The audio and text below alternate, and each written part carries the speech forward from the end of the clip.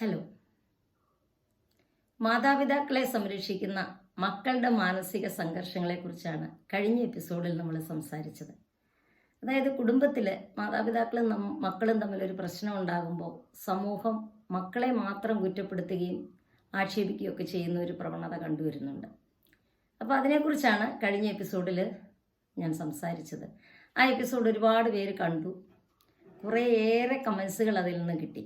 പലരുടെയും വേദനകൾ ആ കമൻസിലൂടെ കാണാമായിരുന്നു. അപ്പോൾ അതിലെ കുറേ കമൻസുകളാണ് എന്നെ കൊണ്ട് വീണ്ടും ഇതിൽ തന്നെ ഒരു എപ്പിസോഡ് ചെയ്യാൻ പ്രേരിപ്പിച്ചത്. നമുക്ക് ജന്മം തന്ന മാതാപിതാക്കൾ, ഭൂരിപക്ഷം മാതാപിതാക്കളും അവരുടെ പല സന്തോഷങ്ങളും നമുക്ക് വേണ്ടി നഷ്ടപ്പെടുത്തിയിട്ടാണ് നമ്മളെ വളർത്തി വലുതാക്കിയെടുത്തത്. ഭൂരിപക്ഷം എന്ന് ഞാൻ പറയാൻ കാരണം, കുറേ ആളുകൾ അതിനകത്ത് പറഞ്ഞിട്ടുണ്ട് മാതാപിതാക്കളിൽ നിന്ന് ഒരുപാട് തിക്ത അനുഭവങ്ങൾ ചെറുപ്പത്തിലുണ്ടായ കാര്യമൊക്കെ പറഞ്ഞിട്ടുണ്ട്. അപ്പോൾ ചിലപ്പോൾ അത് അവരുടെ ജീവിത സാഹചര്യങ്ങൾ കൊണ്ടായിരിക്കാം, എന്തുകൊണ്ടാണെന്ന് നമുക്കറിയില്ലെങ്കിലും പൊതുവേ മാതാപിതാക്കൾ തങ്ങൾക്ക് കിട്ടാത്ത കാര്യങ്ങൾ കൂടി മക്കൾക്ക് കിട്ടണം എന്നാഗ്രഹിച്ചുകൊണ്ട് ഒരുപാട് സന്തോഷങ്ങൾ, പല പല സന്തോഷങ്ങളും ത്യജിച്ചുകൊണ്ട് അവർ നമ്മളെ വളർത്തിയെടുത്തു. മിക്ക കുടുംബങ്ങളിലും പ്രശ്നങ്ങൾ ഉണ്ടാകുന്നതും ബന്ധങ്ങൾ വഷളാകുന്നതും മക്കളുടെ വിവാഹം കഴിയുന്നതോടെയാണ്. മക്കളുടെ വിവാഹം എന്ന് പറയുമ്പോൾ പെൺകുട്ടികളുടെ വിവാഹം കഴിയുമ്പോൾ ബന്ധങ്ങൾക്കൊന്നും വലിയ ഉലച്ചിലുകൾ വരാൻ സാധ്യത കണ്ടുവരുന്നില്ല. പക്ഷേ ആൺമക്കളെ വിവാഹം കഴിഞ്ഞ് വേറൊരു കുടുംബമായി മാറുമ്പോഴാണ് കൂടുതലും പ്രശ്നങ്ങളിലേക്ക് പോകുന്നതും ബന്ധങ്ങൾ വഷളാകുന്നതും. ആൺമക്കളെ വിവാഹം കഴിപ്പിക്കാൻ ഏറ്റവും കൂടുതൽ താല്പര്യമെടുക്കുന്നത് മാതാപിതാക്കളിൽ തന്നെ അമ്മമാരാണ്. അതേ അമ്മമാർ തന്നെയാണ് പെൺകുട്ടികൾ വീട്ടിലേക്ക് വന്ന് വിവാഹം കഴിച്ച് കൊണ്ടുവരുമ്പോൾ അവരോട് ഏറ്റവും കൂടുതൽ പ്രശ്നങ്ങൾ ഉണ്ടാക്കുന്നത്. അത് ഒരുപക്ഷെ ഞാൻ നേരത്തെ ഒരു ക്ലാസ്സിൽ പറഞ്ഞതുപോലെ അതൊരു സൈക്കോളജിക്കലായിട്ട് കുറേ റീസൺസ് ഉണ്ട് അതിനകത്ത്. അത് കണ്ടില്ലെന്ന് വെക്കാൻ നമുക്ക് പറ്റില്ല. അതുവരെ വിവാഹം കഴിയുന്നത് വരെ, അതായത് വിവാഹത്തിന് മുമ്പ് വരെ ഓരോ കാര്യങ്ങളും മാതാപിതാക്കളോട് ചോദിച്ച്, അല്ലെങ്കിൽ അമ്മയോട് ചോദിച്ച്, അമ്മയോടായിരിക്കുമല്ലോ മക്കൾക്ക് കൂടുതൽ അടുപ്പമുള്ളത്, കൂടുതൽ സമയം അവരോടൊപ്പം സ്പെൻഡ് ചെയ്യുന്നത് അമ്മമാരായിരിക്കും. അപ്പം എല്ലാ കാര്യങ്ങളും അമ്മയോട് ചോദിക്കുകയും അമ്മയോട് പറയുകയും ഒക്കെ ചെയ്തുകൊണ്ട് അങ്ങനെ വളർന്നു വരുന്നു. വിവാഹം കഴിഞ്ഞ് അവൻ്റെ ഭാര്യ വന്നു കഴിയുമ്പോൾ ശ്രദ്ധ മുഴുവൻ അവൻ്റെ ഭാര്യയിലേക്ക് മാറുന്നു. അതൊരു സ്വാഭാവികമായ ഒരു കാര്യമാണ്. നമ്മളും അങ്ങനെയൊക്കെ തന്നെയായിരുന്നു. അത് നമ്മൾ അന്നേരം ചിന്തിക്കില്ല. അപ്പോൾ എല്ലാ കാര്യവും ഭാര്യയോട് ചോദിക്കുന്നു, അവളുടെ സന്തോഷത്തിന് വേണ്ടി ഓരോ കാര്യങ്ങൾ ചെയ്യുന്നു. അമ്മയെ അല്ലെങ്കിൽ അച്ഛനെ ചിലപ്പോൾ മൈൻഡ് ചെയ്തില്ല എന്ന് വരും. ആ പുതുമോടിക്ക് അങ്ങനെയൊക്കെ ചെയ്യുമ്പോൾ പല മാതാപിതാക്കൾക്കും അത് ഉൾക്കൊള്ളാൻ കഴിയില്ല, പ്രത്യേകിച്ചും അമ്മമാർക്ക്. ഇത്ര നാളും തങ്ങൾക്ക് മാത്രമായിരുന്ന കിട്ടിയിരുന്ന സ്നേഹം പങ്കുവെച്ച് പോകുന്നല്ലോ എന്നുള്ള ഒരു ഭീതി, ഒരു പേടി, അല്ലെങ്കിൽ ഒരു അസൂയ, അത് സ്നേഹം കൊണ്ടായിരിക്കാം മാതാപിതാക്കൾക്ക്, പ്രത്യേകിച്ചും അമ്മമാർക്കുണ്ടാകുന്നു. പുതുതായിട്ട് വീട്ടിലേക്ക് വരുന്ന പെൺകുട്ടിയെ സംബന്ധിച്ച് ആ വീട്ടിലെ രീതികൾ എങ്ങനെയെന്ന് അവൾക്കറിയില്ല. ഈ മാതാപിതാക്കളും മകനും തമ്മിലുള്ള, അല്ലെങ്കിൽ തൻ്റെ ഭർത്താവും തമ്മിലുള്ള ബന്ധം എങ്ങനെയായിരുന്നു എന്ന് അവൾക്കറിയില്ല. പിന്നെ പ്രായത്തിൻ്റെ പക്വതയില്ലായ്മ ഉണ്ടാവാം, സ്വാർത്ഥത രണ്ടു പക്ഷത്തും ഉണ്ടാകാം. പല മാതാപിതാക്കൾക്കും ഇതൊക്കെ അഡ്ജസ്റ്റ് ചെയ്യാൻ ബുദ്ധിമുട്ടുണ്ടാകും. ചിലർക്കത് കൂടുതലായിട്ട് ബുദ്ധിമുട്ടുണ്ടാക്കും. അവിടെയാണ് പ്രശ്നങ്ങൾ തുടങ്ങുന്നത്. അപ്പോൾ പലരും പറയും മരുമകൾ മകളാണ് എന്നൊക്കെ. മകളെ പോലെയാണ് എന്ന് പറഞ്ഞാൽ നമുക്ക് സമ്മതിക്കാം. പക്ഷെ ഒരിക്കലും മരുമകൾ മകളാകില്ല. മരുമകൾ മരുമകളാണ്, മകൻ്റെ ഭാര്യയാണ്. ആ ഒരു സ്ഥാനം അവൾക്ക് കൊടുക്കണം. നിങ്ങളുടെ പെൺമക്കളോട് അല്ലെങ്കിൽ നിങ്ങളുടെ മക്കളോട് നിങ്ങൾക്ക് എന്തും പറയാം, ചെയ്യാം, അതിനുള്ള സ്വാതന്ത്ര്യം നിങ്ങൾക്കുണ്ട്. പക്ഷെ നിങ്ങളുടെ മരുമക്കളായി വരുന്ന പെൺകുട്ടികളോട് അല്ലെങ്കിൽ ആൺകുട്ടികളോട് അങ്ങനെ പറയാനും ചെയ്യാനുമുള്ള സ്വാതന്ത്ര്യം നിങ്ങൾക്കില്ല. ചുരുക്കി പറഞ്ഞാൽ മകളും മരുമകൾ മരുമകളുമാണ്. അമ്മായിയമ്മ ഒരിക്കലും അമ്മയാവില്ല. ഇപ്പം പെൺകുട്ടി തന്നെ അവളുടെ അമ്മയെ ചിലപ്പോൾ അവൾ വഴക്ക് പറഞ്ഞെന്നിരിക്കും, അല്ലെങ്കിൽ കുറ്റപ്പെടുത്തിയെന്നിരിക്കും. അപ്പോൾ അമ്മ അത് സഹിക്കുന്ന മാത്രമല്ല, അമ്മ അത് കാര്യമായിട്ട് എടുക്കുകയില്ല. അതേസമയം ആ കുറ്റപ്പെടുത്തലുകൾ നിങ്ങളുടെ മരുമകൾ നിങ്ങളെയാണ് കുറ്റപ്പെടുത്തുന്നതെങ്കിൽ നിങ്ങളത് മറക്കില്ല ഒരിക്കലും. എന്നാലും അവൾ എന്നോട് അങ്ങനെ പറഞ്ഞല്ലോ എന്നൊക്കെ ഓർത്തിട്ട് നമ്മൾ എപ്പോഴും അതേപ്പറ്റി ഇങ്ങനെ ചിന്തിക്കുകയും വിഷമിക്കുകയും ദേഷ്യപ്പെടുകയൊക്കെ ചെയ്യും. അതുപോലെ തന്നെയാണ് മകളുടെ കേസിലും. അപ്പോൾ വിവാഹത്തിന് മുമ്പ് നിങ്ങൾ നിങ്ങളുടെ മക്കളോട് പെരുമാറുന്നതും പോലെ അല്ലെങ്കിൽ പറയുന്നത് പോലെ വിവാഹശേഷം അത്രയും സ്വാതന്ത്ര്യത്തോടെ നിങ്ങൾ ഇടപെടുമ്പോൾ അത് മരുമക്കൾക്ക് ഇഷ്ടപ്പെടില്ല, മക്കൾക്കും ഇഷ്ടപ്പെടില്ല. അപ്പോൾ ആ ഒരു വ്യത്യാസം ഓരോ അമ്മമാരും ഓരോ മാതാപിതാക്കളും മനസ്സിലാക്കിയിരിക്കണം. അപ്പം നിങ്ങളോട് എന്തെങ്കിലും അഭിപ്രായങ്ങൾ അവർ ചോദിച്ചാൽ മാത്രം അത് അഭിപ്രായം പറയുക. ഇനി നിങ്ങളുടെ അഭിപ്രായം അവർ മുഖവിലേക്ക് എടുത്തില്ല എങ്കിലും വിഷമിക്കാതിരിക്കുക. ഇനി നമ്മളെപ്പോഴും പറയാറുള്ള ഒരു കാര്യം, പ്രായമായവർക്കാണ് അനുഭവ സമ്പത്ത് കൂടുതലുള്ളത്. ശരിയാണ്. എന്നിരുന്നാലും അവരെ അങ്ങോട്ട് ഉപദേശിക്കാനോ അല്ലെങ്കിൽ അവരെ നന്നാക്കാനോ നിങ്ങൾ പോകരുത്. അവർ കണ്ടും കൊണ്ടും പഠിക്കട്ടെ. അനുഭവങ്ങളിലൂടെയാണ് ശരിക്കും പാഠങ്ങൾ പഠിക്കുന്നത്. അവരങ്ങനെ പഠിക്കട്ടെ എന്നങ്ങ് കരുതിയേക്കണം. നമ്മുടെ ചെറുപ്പത്തിൽ, അതായത് ഈ കുട്ടികളുടെ പ്രായത്തിൽ നമുക്ക് കിട്ടിയിരുന്ന അറിവിനേക്കാൾ എത്രയോ കൂടുതലാണ് ഇന്ന് അവർക്ക് കിട്ടുന്നത്. അപ്പോൾ അവർ ഓരോ കാര്യങ്ങൾ ചെയ്ത് അവർ പഠിക്കട്ടെ. നമുക്ക് അത്യാവശ്യം കാര്യങ്ങളൊക്കെ പറയാമെന്നല്ലാതെ ഒരുപാട് അവരുടെ കാര്യങ്ങളിൽ ഇടപെടാൻ പോകുന്നത് ഈ മാതാപിതാക്കളും മക്കളും തമ്മിലുള്ള ബന്ധങ്ങൾ വഷളാക്കുന്നതിൽ പ്രധാന സ്ഥാനം ഉണ്ട്. ഇനി രണ്ടാമതായിട്ട് നമ്മുടെ കുടുംബങ്ങളിൽ പ്രശ്നമുണ്ടാകുന്നത് സ്വത്തിൻ്റെ കാര്യം വരുമ്പോഴാണ്.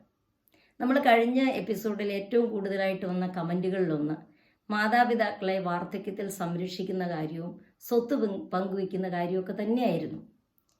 അപ്പോൾ പലരും പറയും സ്വത്തല്ല അല്ലെങ്കിൽ പണമല്ല എല്ലാം, അതിനേക്കാൾ ഉപരിയാണ് ബന്ധങ്ങളെന്നൊക്കെ ഭംഗിവാക്കുകൾ പറയും. പക്ഷെ പ്രായോഗിക ജീവിതത്തിലേക്ക് വരുമ്പോൾ എല്ലാവരും പണത്തിന് തന്നെയാണ് മുൻതൂക്കം നൽകുന്നതെന്നാണ് എൻ്റെ അനുഭവത്തിൽ ഞാൻ കണ്ടിട്ടുള്ളത്. പണമല്ല എല്ലാം എന്ന് പറയുകയും ആ പണത്തിന് വേണ്ടി അല്ലെങ്കിൽ ആ സ്വത്തിന് വേണ്ടി വഴക്ക് കൂടുകയും ചെയ്യും. അപ്പോൾ സ്വത്ത് ഒരു പ്രധാനപ്പെട്ട ഘടകം, സ്വത്തും പണവും ഒക്കെ പ്രധാനപ്പെട്ട ഘടകങ്ങൾ തന്നെയാണ്. പിന്നെ മക്കൾ മനസ്സിലാക്കേണ്ട ഒരു കാര്യമുണ്ട്. മാതാപിതാക്കൾ കഷ്ടപ്പെട്ട് ഉണ്ടാക്കിയിട്ടുള്ള അല്ലെങ്കിൽ മാതാപിതാക്കളുടെ കൈവശമുള്ള സ്വത്ത് എന്ന് പറയുന്നത് അത് നമ്മുടെ അവകാശമല്ല, നമ്മൾ മക്കളുടെ അവകാശമല്ല. മാതാപിതാക്കൾ മക്കളെ വളർത്തി പഠിപ്പിച്ചു, വിവാഹം കഴിച്ചയച്ചു, അവരുടെ കാര്യങ്ങളെല്ലാം ചെയ്തു. പിന്നെ സ്വത്ത് ബാക്കിയുള്ളത് അവരുടെ സംരക്ഷണത്തിന്, അവർക്ക് ജീവിക്കാനുള്ളതാണ്. ആ ഒരു കാര്യം പലപ്പോഴും മക്കളും മറന്നു പോകുന്നു. പഴയ കാലത്ത് എങ്ങനെയായിരുന്നു? മക്കളൊന്നും കൂടുതൽ പഠിക്കുന്നില്ല, ഒരു വീട്ടിൽ കൂടുതൽ മക്കളുണ്ടാവും. ഇന്നത്തെ പോലെ 1, 2 ഒന്നുമല്ല, കൂടുതൽ മക്കളുണ്ടാവും. ഇപ്പോഴത്തെ പോലെ അവർക്ക് വിദ്യാഭ്യാസം കൊടുത്തിരുന്നില്ല. കൃഷികാര്യങ്ങളോ കച്ചവടങ്ങളോ മറ്റു തൊഴിലുകളോ ഒക്കെ ആയിട്ട് ആ ഒരു വീടിന് സമീപം അല്ലെങ്കിൽ ആ പ്രദേശത്തൊക്കെ തന്നെ ഉണ്ടാവും. മാതാപിതാക്കൾ സ്ത്രീധനം കൊടുത്ത് പെൺമക്കളെ വിവാഹം കഴിപ്പിച്ചയക്കും. ഭൂസ്വത്തുക്കളൊക്കെ ആൺമക്കൾക്കായി വീതിച്ചു കൊടുക്കും. അതിലേറ്റവും കൂടിയ ഭാഗം ഇളയ മകന് കൊടുക്കും. ഇളയ മകൻ്റെ കൂടെ മാതാപിതാക്കൾ താമസിക്കും. അവരുടെ കാര്യങ്ങളെല്ലാം ഈ ഇളയ മകനും മരുമകളും ഒക്കെയാണ് ചെയ്യുന്നത്. മറ്റു മക്കളൊക്കെ സപ്പോർട്ട് ചെയ്താൽ അതും സന്തോഷം. പിന്നെ അത് മാറി ആൺമക്കൾക്ക് പെൺമക്കളെ സ്ത്രീധനം കൊടുത്ത് വിവാഹം ചെയ്തയച്ചിട്ട് ബാക്കി സ്വത്തുക്കൾ ആൺമക്കൾക്കായിട്ട് വിഭജിച്ചു കൊടുക്കും. ആൺമക്കളെല്ലാവരും ചേർന്ന് നോക്കും. ഇന്ന് വീണ്ടും മാറി മക്കളെ കൂടുതൽ നമ്മൾ പഠിപ്പിക്കുന്നു. ഇന്ന് പഠിക്കാനുള്ള അവസരങ്ങളുണ്ട്, അതിനുള്ള അറിവുകളുണ്ട്. അപ്പോൾ നമ്മൾ കൂടുതൽ പഠിപ്പിക്കുന്നു. തൊഴിൽ തേടി അവർ പല സ്ഥലത്തേക്കും പോകുന്നു. മാതാപിതാക്കൾ കുടുംബത്തിൽ ഒറ്റയ്ക്കാവുന്നു. എല്ലായിടത്തും കണ്ടുവരുന്നൊരു കാര്യമാണ്. അപ്പോഴാണ് അവർക്ക് സഹായികളുടെ ആവശ്യം വരുന്നത്, ജോലിക്കാരുടെ ആവശ്യം വരും. അപ്പോൾ മാതാപിതാക്കളുടെ ഭക്ഷണം, മരുന്ന്, ഹോസ്പിറ്റൽ ചെലവ്, അതുപോലെ സഹായികളുടെ ശമ്പളം, അവരുടെ ചെലവുകൾ, ഇതെല്ലാമായിട്ട് നല്ലൊരു തുക വേണ്ടി വരും. നമ്മൾ വിചാരിക്കും വാർദ്ധക്യമാകുമ്പോൾ അധികം പൈസയൊന്നും വേണ്ടല്ലോ. പണ്ട് ഞാനും അങ്ങനെയാണ് ചിന്തിച്ചിരുന്നത്. പക്ഷെ ആ സമയത്താണ് കൂടുതൽ നമുക്ക് ആവശ്യങ്ങളുള്ളതും കൂടുതൽ നമുക്ക് പണം ആവശ്യമായിട്ട് വരുന്നതും. മിക്കവാറും ഒരു മാതാപിതാക്കളും ഇതിനു വേണ്ടി ഒരു പണം കരുതി വെച്ചിട്ടുണ്ടാവില്ല എന്നുള്ളതാണ് സത്യം. പെൻഷൻ ഉള്ളവരുടെ കാര്യമല്ല ഞാൻ പറഞ്ഞത്, അല്ലാതുള്ള ആളുകൾ. ഉള്ള പണം മുഴുവനും അവർ മക്കളെ വളർത്താനും പഠിപ്പിക്കാനും പെൺമക്കളെ വിവാഹം കഴിച്ചയപ്പിക്കാനും ഒക്കെ ചിലവാക്കിയിട്ടുണ്ടാവും. പിന്നെയുള്ള സ്വത്തുക്കൾ മക്കൾക്ക് എഴുതി കൊടുത്തിട്ടും ഉണ്ടാവും. ഈ സ്വത്ത് വീതിക്കലും മാതാപിതാക്കളെ സംരക്ഷിക്കലും ഒക്കെയാണ് പിന്നീട് പ്രശ്നങ്ങളും വഴക്കുകളും ഒക്കെ ആയിട്ട് മാറുന്നതും മാതാപിതാക്കളുടെ ജീവിതം ദുരിതപൂർണമാകുന്നതും. ഇതിനിടെ ചില മിടുക്കന്മാരായ മക്കളുണ്ട്, അതിമിടുക്കന്മാരായ മക്കൾ, ആണും ഉണ്ട് പെണ്ണും ഉണ്ട്. കരഞ്ഞും പിഴിഞ്ഞും പറഞ്ഞും മാതാപിതാക്കളുടെ കയ്യിൽ നിന്ന് കുറച്ച് സ്വത്തുക്കളൊക്കെ മറ്റേ മക്കൾ അറിയാതെയൊക്കെ എഴുതി വാങ്ങിക്കുകയും എന്തെങ്കിലുമൊക്കെ കുബുദ്ധികൾ കുന്നായ്മകൾ അവിടെ നേരത്തെ പറഞ്ഞ പോലെ കാണിച്ചിട്ടുണ്ടാകും. അപ്പോൾ അതും കൂടെ വരുമ്പോൾ പ്രശ്നങ്ങൾ കുറച്ചും കൂടെ രൂക്ഷമാകും. പല കുടുംബങ്ങളിലും ഇന്ന് ആൺമക്കൾ തമ്മിലാണെങ്കിലും ആൺമക്കളും പെൺമക്കളും തമ്മിലാണെങ്കിലും അടിപിടി കലഹങ്ങൾ ഉണ്ട്. കുടുംബ ബന്ധങ്ങൾ വളരെ വഷളായിക്കൊണ്ടിരിക്കുന്നു. എല്ലാ വീടുകളിലും അല്ല, എന്നാൽ പല വീടുകളിലും ഇത് തന്നെയാണ് പ്രശ്നം. ചെറുപ്പത്തിൽ നമ്മൾ അച്ഛനും അമ്മയും എൻ്റേതാണ് എന്ന് പറഞ്ഞ് മത്സരിക്കും. വലുതാവുമ്പോൾ എന്താ, അച്ഛനും അമ്മയും നിൻ്റേതാണ് നീ നോക്ക് എന്ന് പറഞ്ഞ് അങ്ങോട്ടും ഇങ്ങോട്ടും മത്സരിക്കുന്നു. അപ്പോൾ ഇത് എന്താണ് ഇതിനൊരു പരിഹാരം? സ്വത്തൊരു പ്രധാനപ്പെട്ട വിഷയം തന്നെയാണ് എന്ന് ഞാൻ പറഞ്ഞു. അപ്പോൾ ഒരുപാട് പേര് കഴിഞ്ഞ കമൻറ്റുകളിൽ പറഞ്ഞൊരു കാര്യം തുല്യാവകാശം എന്നൊരു കാര്യം. മാതാപിതാക്കളുടെ സ്വത്തിൽ തുല്യമായ അവകാശം മക്കൾക്ക് വേണം, അത് ആണിനാണെങ്കിലും പെണ്ണിനാണെങ്കിലും. എനിക്കും ഈ അഭിപ്രായത്തോട് യോജിപ്പാണ്. കാരണം എല്ലാ മക്കൾക്കും ഒരുപോലെ കുടുംബസ്വത്തിൽ അവകാശം വേണം. ഇനി തുല്യ അവകാശം എന്ന് കേട്ടപ്പോൾ എല്ലാവർക്കും സന്തോഷമായി. പക്ഷെ ഈ അവകാശത്തോടൊപ്പം ഒരു കാര്യം കൂടെയുണ്ട്, കടമയെന്ന് പറഞ്ഞൊരു കാര്യം കൂടെയുണ്ട്. എവരി റൈറ്റ്സ് അക്കംപ്ലിഷ് ഡ്യൂട്ടി പറയാറില്ലേ? അതായത് ഒരു അവകാശം നമ്മൾ വാങ്ങിക്കുന്നുണ്ടെങ്കിൽ അതിനോടൊപ്പം നമുക്കൊരു കടമയും കൂടെ ഉണ്ട്. അവകാശത്തോടൊപ്പം കടമയും. പക്ഷെ കടമയെക്കുറിച്ചൊന്നും ആരും പറഞ്ഞു കേൾക്കുന്നില്ല. എല്ലാവരും തുല്യാവകാശം എന്ന് പറയുന്നു, തുല്യ കടമയെക്കുറിച്ച് ആരും പറയുന്നില്ല. എല്ലാ മക്കളും സ്വത്ത് തുല്യമായിട്ട് എടുക്കുകയും അതനുസരിച്ച് ഒരുപോലെ തന്നെ മാതാപിതാക്കളെ സംരക്ഷിക്കുകയും ചെയ്യണം. അങ്ങനെയുള്ള ഒരു കുടുംബത്തെ എനിക്ക് വ്യക്തമായിട്ട് അറിയാവുന്ന ഒരു കുടുംബമുണ്ട്. ഞങ്ങളുടെ അടുത്ത് തന്നെ ഉള്ള ഒരു കുടുംബമാണ്. അവിടെ 5 മക്കളാണ്, 4 ആൺമക്കളും ഒരു പെൺകുട്ടി. അപ്പം ഈ അപ്പൻ സ്വത്തുക്കളെല്ലാം ഈ 5 പേർക്കും തുല്യമായിട്ടാണ് വിധിച്ചു കൊടുത്തത്. അതായത് മകളുടെ വിവാഹം കഴിച്ചയച്ചപ്പോഴും ആൺമക്കൾക്ക് കൊടുത്ത പോലെ തന്നെ ഒരു വീതവും അതിൻ്റെ എമൗണ്ടും അതിന് ചെയ്യുന്ന രീതിയിൽ പെൺകുട്ടിക്കും കൊടുത്തു. അപ്പം എല്ലാവരും ഒത്തിരി അടുത്തല്ലെങ്കിലും പോയി എത്താവുന്ന ദൂരത്ത് തന്നെയാണ് താമസിക്കുന്നത്. അതിനുശേഷം ഈ അപ്പൻ മരിച്ചു, അമ്മ മാത്രമായി. അമ്മയ്ക്ക് ഓർമ്മക്കുറവാണ്, പിന്നെ പ്രായാധിക്യം കൊണ്ടുള്ള പ്രശ്നങ്ങളുണ്ട്. അമ്മ പകല് കുറച്ചൊക്കെ ഉറങ്ങും, രാത്രിയിൽ ഒട്ടും ഉറങ്ങില്ല. ഉറക്ക ഗുളികയൊക്കെ കൊടുത്താലും അമ്മ ഉറങ്ങില്ല. അമ്മ ഇങ്ങനെ ഓടി നടക്കും, ആ വീട്ടിലുള്ള ആരെയും ഉറങ്ങാൻ സമ്മതിക്കുകയില്ല. പക്ഷെ ഈ 5 മക്കളും ഒന്നിച്ചു നിന്നു. 2 ആഴ്ച ഒരു വീട്ടിൽ, അവരെ നോക്കാൻ ഒരു ഹോം നേഴ്സും ഉണ്ട് കേട്ടോ. 2 ആഴ്ചയാകുമ്പോഴത്തേക്കും ആ നോക്കുന്ന ആൾ ആ വീട്ടുകാർ മടുത്തു കഴിഞ്ഞിരിക്കും. കാരണം അത്രയ്ക്ക് ബുദ്ധിമുട്ടാണ് അമ്മയെ കൊണ്ട്. അടുത്ത ആൾ വരുന്നു, അമ്മയെ കൊണ്ടുപോകുന്നു. അമ്മയും ആ ഹോം നേഴ്സ് ഉൾപ്പെടെ പോകുന്നു. ഈ 5 വീടുകളിലും അമ്മയ്ക്ക് വേണ്ടി പ്രത്യേകം മുറി ഒരുക്കിയിട്ടുണ്ട്. അവർ വളരെ ഭംഗിയായിട്ടാണ് ഈ 5 വീടുകളിലും നോക്കുന്നത്. നമ്മളതവിടെ ചെന്ന് കണ്ട കാര്യമാണ്. അപ്പം എല്ലാവരും അമ്മയെ ഭംഗിയായിട്ട് തന്നെ സംരക്ഷിക്കുകയും ചെയ്യുന്നു. 5 പേര് മാറി മാറി നോക്കുന്നു. പലരും അതിനെ കളിയാക്കിയൊക്കെ പറഞ്ഞിട്ടുണ്ട്, അമ്മ ഇങ്ങനെ ഷട്ടിലടിക്കുമെന്ന്. പക്ഷേ എൻ്റെ അഭിപ്രായത്തിൽ ഈ ഷട്ടിലടിക്കുക എന്ന് പറയുമ്പോൾ ഒരാൾ തന്നെ നോക്കുമ്പം എത്ര പ്രിയപ്പെട്ടവരാണെങ്കിലും ഒരു പരിധി വിട്ടു കഴിഞ്ഞാൽ എല്ലാവരും മടുത്തു പോകും.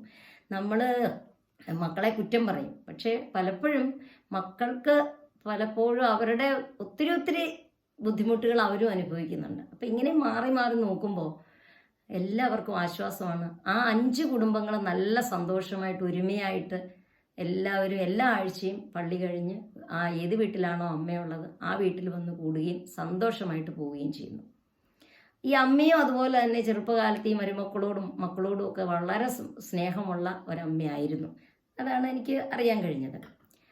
അപ്പോൾ എൻ്റെ ഒരു അഭിപ്രായത്തിൽ ഇങ്ങനെ ഒരു സംവിധാനം എല്ലായിടത്തും ഉണ്ടായിരുന്നെങ്കിൽ എത്ര നല്ലതായിരുന്നേനെ. ഈ തമ്മിലടിക്കാതെ മാതാപിതാക്കളെ എല്ലാവരും കൂടെ നോക്കുന്ന ഒരു സ്ഥിതി എല്ലായിടത്തും വരണം. എൻ്റെ ഒരു അഭിപ്രായം പറഞ്ഞാൽ സ്വത്തുക്കൾ എഴുതി വെക്കുമ്പോൾ തന്നെ മാതാപിതാക്കളുടെ സംരക്ഷണം എങ്ങനെയാണ് അതിനെക്കുറിച്ച് ഒരു രേഖ ഉണ്ടാക്കണം. ഉത്തരവാദിത്വം ഏറ്റെടുക്കാൻ പറ്റില്ല, ഞാൻ ദൂരെയാണ്, അല്ലെങ്കിൽ എനിക്ക് പ്രാരബ്ധങ്ങളുണ്ട്, എനിക്ക് നോക്കാൻ പറ്റില്ല, എനിക്ക് പണം അയച്ചു തരാൻ പറ്റില്ല, അങ്ങനെയുള്ള മക്കൾ പതുക്കെ മാറി നിൽക്കട്ടെ. ബാക്കിയുള്ള മക്കൾ ചേർന്ന് സ്വത്ത് ഭാഗം വെച്ചെടുത്തിട്ട് അതുപോലെ തന്നെ ഉത്തരവാദിത്വത്തോടുകൂടി ഈ മാതാപിതാക്കളെ നോക്കാനും ഉള്ള ഒരു സംവിധാനം അതാണ് ഉണ്ടാകേണ്ടത്. ഇനി സ്വത്തുക്കൾ വാങ്ങിച്ചെടുത്തിട്ട് മക്കൾ സപ്പോർട്ട് ചെയ്യാത്ത, പണം അയച്ചു കൊടുക്കാത്ത, അല്ലെങ്കിൽ ചെലവിന് കൊടുക്കാത്ത, നോക്കാത്ത ആളുകളുണ്ട്. അപ്പോൾ അങ്ങനെയുള്ള മക്കളെ മാതാപിതാക്കളെ സംരക്ഷിക്കാനായിട്ട്, അവരെ രക്ഷിക്കാനായിട്ട്, സഹായിക്കാനായിട്ടെന്ന് റിവേഴ്സ് മോർട്ട്ഗേജ് പോലെയുള്ള ഒത്തിരി നിയമങ്ങളുണ്ട്. പക്ഷേ ആരും ഈ നിയമങ്ങൾ എത്രമാത്രം യൂസ് ചെയ്യുന്നു എന്നുള്ളത്, പ്രായമുള്ളവർക്ക് അത് യൂസ് ചെയ്യാൻ പോകാൻ ബുദ്ധിമുട്ടാണ്, അല്ലെങ്കിൽ അവരത് ചെയ്യുന്നില്ല. റിവേഴ്സ് മോർട്ട്ഗേജ് ഒന്നും കൂടുതൽ നടന്നതായിട്ട് നമുക്ക് പറഞ്ഞു കേട്ടിട്ടില്ല. എന്തായാലും അങ്ങനെ നിയമങ്ങളുണ്ട്. പിന്നെ ഈ കരഞ്ഞു പിഴിഞ്ഞ് സ്വത്തുക്കൾ വാങ്ങിച്ചെടുത്തിട്ട് അവർക്ക് വേണ്ട രീതിയിൽ അവരുടെ ചിലവിന് കൊടുക്കാത്ത മക്കൾക്കെതിരെ അതിന് നിയമം ഉണ്ടാകണം. അത് ശക്തമാവുകയും വേണം. ഈ തുല്യാവകാശം, തുല്യ ഉത്തരവാദിത്വം എന്നത് ഒരു ഉട്ടോപ്യൻ ആശയമാണോ? നടത്താൻ പറ്റുന്ന ആശയമാണോ? പണ്ടത്തെ നടന്നത് ഇനി ഒന്നും ചെയ്യാൻ പറ്റില്ല. പക്ഷെ ഇനി ഇതൊക്കെ നടപ്പാക്കാൻ പറ്റുമോ? എത്ര പേര് ഇതിനോട് യോജിക്കും? ഇതൊന്നും എനിക്കറിയില്ല. എൻ്റെ മനസ്സിൽ തോന്നിയ ഒരു കാര്യമാണ് ഈ തുല്യ അവകാശം, തുല്യ ഉത്തരവാദിത്വം എന്നുള്ളത്. നമ്മളോ വഴക്കുകൾക്കും പ്രശ്നങ്ങൾക്കും ഒക്കെ ഇരയായി. നമ്മുടെ മക്കളെങ്കിലും അങ്ങനെ തമ്മിലടിക്കാതെ നമ്മൾക്കെങ്കിലും ഒരു സുരക്ഷിതത്വം കിട്ടാൻ വേണ്ടി ഈ ആശയം ഉപയോഗിച്ചുകൂടെ എന്ന് എൻ്റെ മനസ്സിൽ തോന്നിയതാണ്. ഒരു പരിധിവരെ ഇങ്ങനെയൊരു ആശയം നമ്മൾ പ്രാവർത്തികമാക്കുകയാണെങ്കിൽ മക്കൾ തമ്മിലുള്ള സ്നേഹം നിലനിർത്താനും മാതാപിതാക്കളുടെ സുരക്ഷിതത്വം ഉറപ്പാക്കാനും ഇതിലൂടെ പറ്റില്ലേ എന്ന് എൻ്റെ ഒരു തോന്നലാണിത്. അപ്പോൾ നിങ്ങൾക്ക് എന്തെങ്കിലും അഭിപ്രായമുണ്ടെങ്കിൽ അത് തുറന്നെഴുതുക. അപ്പോൾ തുല്യ അവകാശം, തുല്യ ഉത്തരവാദിത്വം, അത് എങ്ങനെ ഇംപ്ലിമെൻറ്റ് ചെയ്യാൻ പറ്റും? അത് പ്രാക്ടിക്കലാണോ? നിങ്ങളുടെ അഭിപ്രായം തുറന്നെഴുതുക. ഇവിടെ ഈ ചർച്ച ഞാൻ ഇവിടെ അവസാനിപ്പിക്കുകയാണ്. എൻ്റെ ചാനൽ സബ്സ്ക്രൈബ് ചെയ്യാതെ കാണുന്നവരുണ്ടെങ്കിൽ ഒന്ന് സബ്സ്ക്രൈബ് ചെയ്തേക്കുക, മറ്റുള്ളവരിലേക്ക് ഒന്ന് ഷെയർ ചെയ്യുക. നിങ്ങളുടെ കമൻറ്റുകളാണ് ഇമ്പോർട്ടൻ്റ്. കഴിഞ്ഞതിൽ ഒരു കുട്ടി അഭിപ്രായപ്പെട്ടു, കമൻറ്റുകൾ നിങ്ങൾ ഡിലീറ്റ് ചെയ്ത് കളയുന്നു. ഞാൻ ഒരു കമൻറ്റും ആരുടെയും ഡിലീറ്റ് ചെയ്ത് കളഞ്ഞിട്ടില്ല. എല്ലാ കമൻറ്റുകളും വിലപ്പെട്ടതാണ്. പിന്നെ എന്നെ തേജോവധം ചെയ്യുന്ന രീതിയിൽ കമൻറ്റുകൾ വന്നാൽ ചിലപ്പോൾ ഞാൻ കളഞ്ഞെന്നിരിക്കും. പക്ഷേ ഇതുവരെ കളഞ്ഞിട്ടില്ല. അത് യൂട്യൂബ് തന്നെ തന്ന ഒരു സംവിധാനമാണ്. നമ്മളെ ഒത്തിരി മോശമാക്കുന്ന രീതിയിലുള്ള സംസാര രീതികളും തെറിവിളികളും ഒക്കെ ഉണ്ടെങ്കിൽ നമുക്കത് ഡിലീറ്റ് ചെയ്ത് കളയാം കമൻറ്റുകൾ. പക്ഷേ ഞാൻ ഇതുവരെ വന്ന ഒരു കമൻറ്റുകളും ഡിലീറ്റ് ചെയ്തിട്ടില്ല. അങ്ങനെ ഒരു മോശമായിട്ടൊരു കമൻറ്റുകൾ വന്നിട്ടുമില്ല. മിക്കവാറും കമൻറ്റുകൾക്കൊക്കെ ഞാൻ മറുപടി കൊടുക്കാൻ ശ്രമിച്ചിട്ടുമുണ്ട്. അപ്പം എന്നെ കേട്ടതിൽ എല്ലാവർക്കും താങ്ക് യു സോ മച്ച്. അടുത്ത എപ്പിസോഡിൽ നമുക്ക് വേറൊരു വിഷയമായിട്ട് വീണ്ടും കാണാം. Thank you.